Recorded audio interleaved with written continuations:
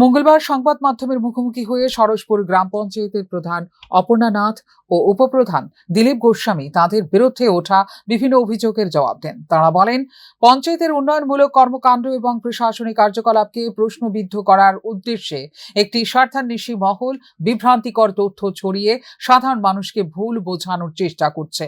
প্রধান অপর্ণা নাথ জানান, পঞ্চায়েতের সমস্ত কাজ সরকারি নিয়ম ও স্বচ্ছতার সঙ্গে সম্পন্ন হয়েছে।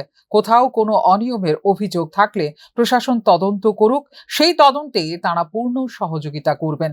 উপপ্রধান দিলীপ গোস্বামীও একই বক্তব্য রেখে বলেন, রাজনৈতিক উদ্দেশ্য প্রণোদিতভাবে তাঁদের বিরুদ্ধে মিথ্যা প্রচার চালানো হচ্ছে।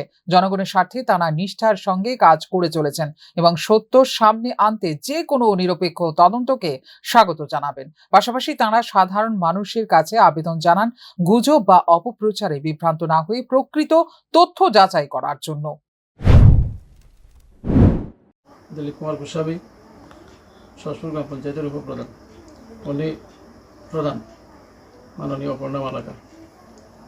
তো গতকালকে হঠাৎ করে আমরা দেখতে পেয়েছি যে আমাদের পঞ্চায়েতে রেগার কাজ নিয়ে দুর্নীতি সোশ্যাল মিডিয়া ভাইরাল হয়েছে।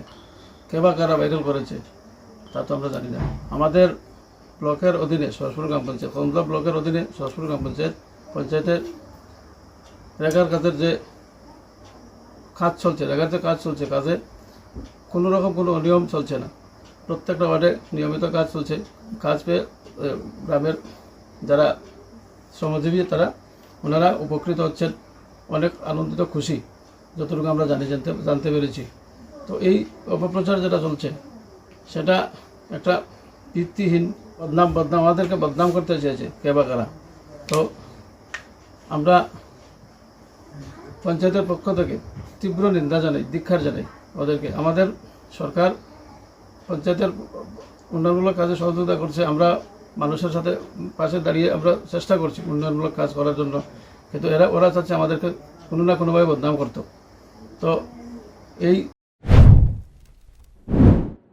এদিকে এই ঘটনাকে কেন্দ্র করে এলাকায় রাজনৈতিক মহলে নতুন করে আলোচনা শুরু হয়েছে। প্রশাসনের পক্ষ থেকে এখনো পর্যন্ত এই বিষয়ে কোনো আনুষ্ঠানিক প্রতিক্রিয়া পাওয়া যায়নি। ফিউরো রিপোর্ট, নিউজ নাও।